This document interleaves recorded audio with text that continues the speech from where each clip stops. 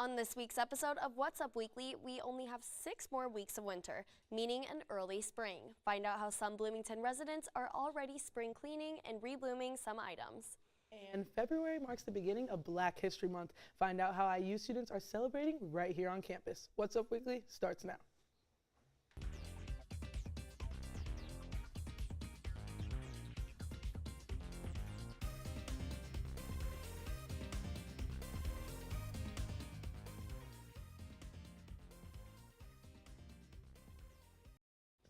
Hello and welcome to this week's episode of What's Up Weekly. I'm Kendall Yankowski. And I'm Amelia Miles. With the spring semester already in full bloom, some IU students are using this time to make a name for themselves. Our What's Up Weekly reporter Meredith Struing joins us in studio with her story on a young fashion entrepreneur. Meredith?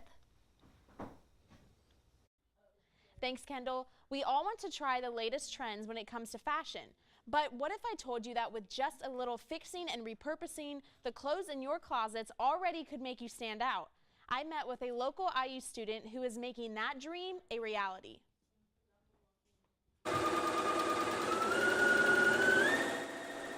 That's the sound of turning old into new, or at least new to you.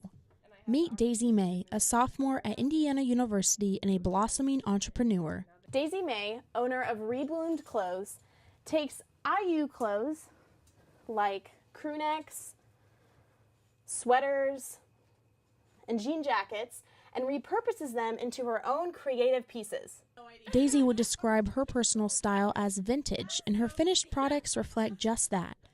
Daisy searches high and low for secondhand vintage t-shirts and other pieces of IU clothing on her own or through resellers. Then she gets to work cutting,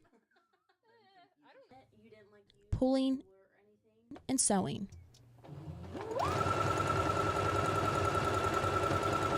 I've been trying to be more unique in my designs and create things that are nothing that no one else has. Take this crew neck sweatshirt and plaid long sleeve shirt, for example. Asking Daisy to transform them into one unique piece didn't even make her bat an eye. Yeah, I can do it. It's pretty simple. In just 15 minutes, a brand new piece of clothing was ready for sale, just by using 2 different shirts. After she's finished at her sewing machine, she turns to social media to sell her unique designs. I post them on Instagram. People comment on them as soon as I post them, if they want to buy them, and then I message them with further information about how to pay for it, how I ship it to them. Daisy's business is purely run through the Rebloomed Instagram, an account that has over 1,600 followers. And even though she attends a school in Bloomington, the catchy business name was thought of before becoming a college student by her father. And he was like, how about Rebloomed? Your name's Daisy, that's a flower, flowers bloom. I was like, okay, sure.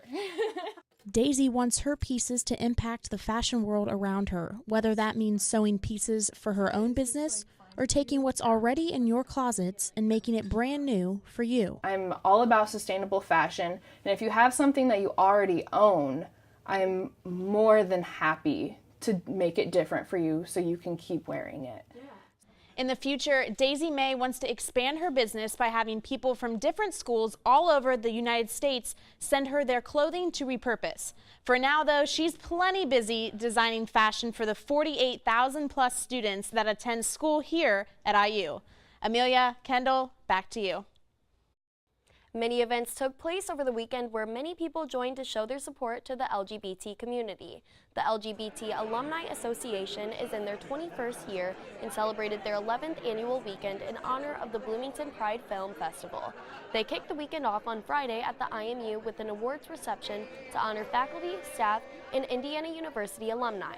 Those who received awards contributed to the association by their works in improving LGBT lives within the IU community. To learn more about the association and how to keep up with their events, you can visit their website at alumni.iu.edu. Turn down the lights and set the mood for poetry, music, and Black history. The Neil Marshall Black Cultural Center kicked off Black History Month with a juke joint themed event.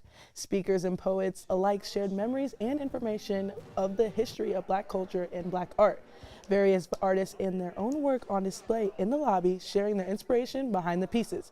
The event was a way to bring the community together to celebrate and kick off the historic month. Live music and performances by current and former students were going on for almost 3 hours, and everyone mixed and mingled. The goal was everyone to have fun and shine a spotlight on the areas that some say that are not showcased enough. I knew the theme of Black History Month this year, and it's Lift Every Voice. And that right there, it kind of just touched me because it was more so about like Black art and like the musical performances and everything, and that's something that I feel like doesn't get recognized enough. The Neil Marshall will be hosting other events focused on Black history and culture until the end of the month. For more information, go to blackculture.iu.edu. Today in studio, we have a dance team that is not new to our show. They perform all over campus, and they just had a workshop this past weekend that was open to all students. Please welcome to the co-captains of Essence Dance Team, Ivory Stalling and Sade Roberson. What's up, guys? Hey, y'all. And tell us a little bit about Essence. Okay, Essence is a dance team, hip-hop based, that stimulates the mind through the art of dance. Awesome. All right, cool. So what makes you guys different from other dance teams on campus? Okay, what makes us different mainly is that we are a student-based organization, so most of our things are choreographed by ourselves. Okay. We also have our own official DJ. Shout out DJ Davey. Oh, yeah. I definitely heard about him before. I noticed a lot of you guys have like been doing dance videos on campus. Where can someone go and find and watch those? Okay, so we do have many social media platforms, but for now our main one is on Instagram, and our @ is EssenceDance_. We just had a workshop recently this past weekend, so we have videos from that and the people who came to support us. Awesome. All right, so after your guys' performance on our show tonight, where can we see you performing next? Our next performance will be in March. It'll be at Sigma Unplugged. It is a fraternity event here in the Black community. Oh, awesome. Also, we have a showcase in late April that will be our second showcase that Essence has ever done, and we also have a competition in Indianapolis this month. Good luck to you guys. Thank you. But thank you guys for coming in today, and I think you guys have a performance for us today. Yes, we do. Awesome. I cannot wait to see it. All right, thank you guys. Thank Thank you. Coming up, we have everything trending with trending topics, and Sia Ivory and the Essence Dance Team in studio with their recent dance. Stay with us.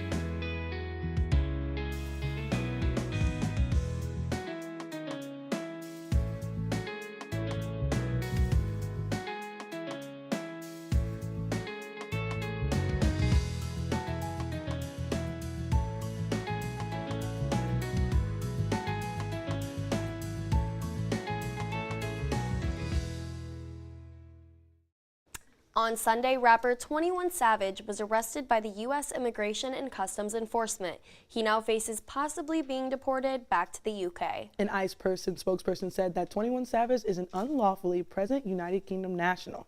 Even though he entered the U.S. legally in 2005 on visa, it expired the following year. Twitter has been blowing up with memes and jokes regarding the arrest, and Demi Lovato received a lot of backlash and even deleted her Twitter after saying, "So far, 21 Savage memes have been my favorite part of the Super Bowl." And now I've been seeing these memes on Twitter, and though I see where people are mad that she kind of poked fun at him because it is a family thing, a lot of them were kind of funny, which I really hate to funny. say, but I love Demi Lovato, and like her Yeah. tweets are like so inspirational, and that she just deleted her Twitter just made me like. yeah, a little dramatic considering. But yeah. The big game, or the Super Bowl, took place this Sunday, and after a fairly anticlimactic game, the Patriots took the victory with a score of 13 and the Rams at 3. The Super Bowl halftime performance featured Maroon 5 and Travis Scott with a little SpongeBob SquarePants cameo, paying tribute to the late creator of SpongeBob, Steven Hillenburg, who died at the end of November. Whoa, SpongeBob, yes. I know, I loved seeing it, although I was a little disappointed that how short it was, Yeah. but it was good to But see SpongeBob. I liked the little the asteroid and then blew up. Yeah. It was great. I loved it. Well, yeah, In a little over 2 weeks, the Oscar nominees will be attending the 91st Academy Awards at the Dolby Theater. For Best Animated Feature Film, I know I'll definitely be rooting for Incredibles 2, even though Spider-Man was up for the running too. I grew up with the first Incredibles, so seeing it the second time, definitely a nostalgic experience. Yep, and for Best Picture, I know I'm rooting for A Star is Born. The movie itself was amazing enough, but Lady Gaga and Bradley Cooper's performances and their songs definitely pull at the heartstrings. That's all I listen to in my car. I could see So it. it's definitely one of my favorite movies at the moment. And for the Best Visual Effects, I need to see The Avengers Infinity War. Oh my gosh, I love it so much. It's like with all this technology now, it's like they can make aliens look so real that you just basically touch it, but it's all computer animated. Yeah, definitely for Best Picture. I loved it. Yeah. And to end off our show, Essence Dance Team is here and ready to end our show with a bang, literally. Please welcome the IU Essence Dance Team. 5, 4, 3, 2, 1,